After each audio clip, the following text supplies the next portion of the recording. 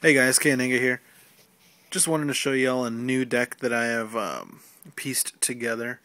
Ever since the beginning of the new format, I've been really wanting to put this deck together, and I never really had the time until like this past weekend when I finally just decided to dedicate some time into some deck building. And there's only 3 proxies, and the proxies are Formula Synchrons, which I'll show you what they are here in a little bit. It's kind of ironic, but I think you guys will thoroughly enjoy the deck. This is still in its first run beta build that I made, and there's still there are a few cards that are missing from the probably the finished piece after a couple weeks when I get some more play testing in. But I played a couple of games with a few friends of mine, and I was really impressed on how some of the cards that I teched in really helped the deck out. So yeah, just check it out and let me know down in the comments and stuff, and just let me know what you think and which direction I should take it in. So yeah, check it out. First up, we got 3 Chaos Sorcerers. Obviously, triple Chaos Sorcerers is what mainly one of the reasons that I wanted to piece this together. Last format's at 2 and they bump it up to 3. This card's simply amazing for this build. It's not overkill. There's a lot of milling involved and stuff like that, but I didn't take it the Light Sworn way, so yeah. Chaos Sorcerer is just a really good push, and he gets rid of a lot of huge problematic synchros. On top of that is also Caius, single-handedly the best Monarch in the game. Definitely one of my favorites, and one of my team's favorites as well. Up next we got 2 Zaborg. It's really good. He's more of a less than out on other decks, since there are more answers for him, but Caius is mainly what you mainly want to push with, and with Chaos Sorcerer. The heart of the deck, triple Raikou, really good. Mills the deck. It's another light. Lets you pull off some really cool synchroing with its odd level. And on that note, for more heart, here's a Super Nibble Mega Hamster. Lets you get the Raikous. Really good. And it's a really good damage step trick to pull off.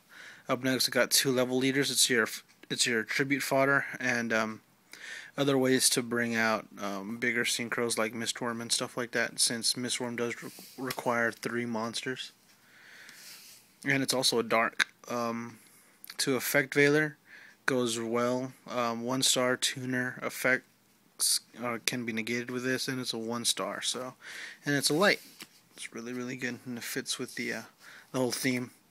One-dimensional alchemist. This guy proved to be really good. I'm thinking about bumping him up to probably 2 once I start to revamp the deck. 1 Sangan, just your basic searcher for all your small stuff like Veilers and stuff like that. And the next card that I'll be showing you. Sangan's pretty much a staple in a lot of decks. Morphing Jar. Sometimes you want to dump some of the lights and darks from your hand to the grave. Some that work better just like Level Eater. Or this guy, Glow Up Bulb. Mills 1-star tuner, and it just loves to be sent to the grave. It's really good, and it really helps the deck out. Some more milling. We got Card Trooper. Card Trooper just really helps the deck out. Mills 3, bumps up to 19. Strange level, and when he's destroyed, he draws you a card. And there's more ways of destruction in this new format than you would actually think. Last but not least, Gorz the Emissary of Darkness. It's just a little backbone for the deck whenever you're in a rough spot. Spell lineup's pretty basic. You got Monster Reborn,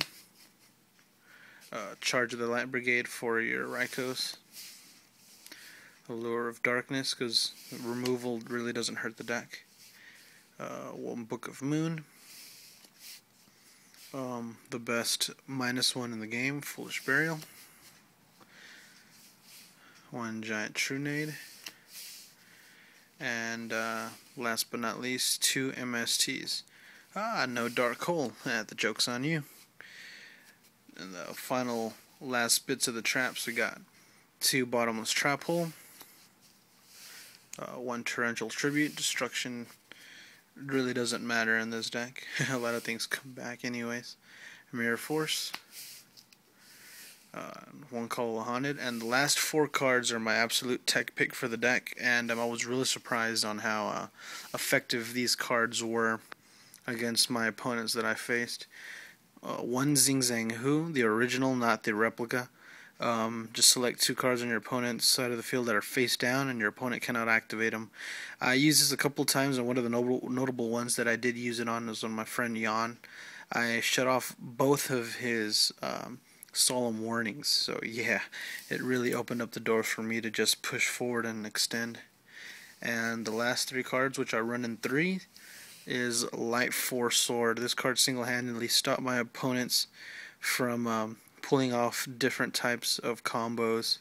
Although you don't get to see the card, it's also a really good -1. Removes it face down from play for 4 turns, and sometimes more than not you would draw up to 2 in a hand. So yeah, Light Force Sword for the win. It's kind of a Yu-Gi-Moto move, but hey, we need it for the format right now that we're in. So yeah, that's the deck, 40 card build. And the extra deck, on the other hand, is pretty basic. The only things you really need are the Formula Synchrons to push through, and your basic utilitarian deck style for the extra deck.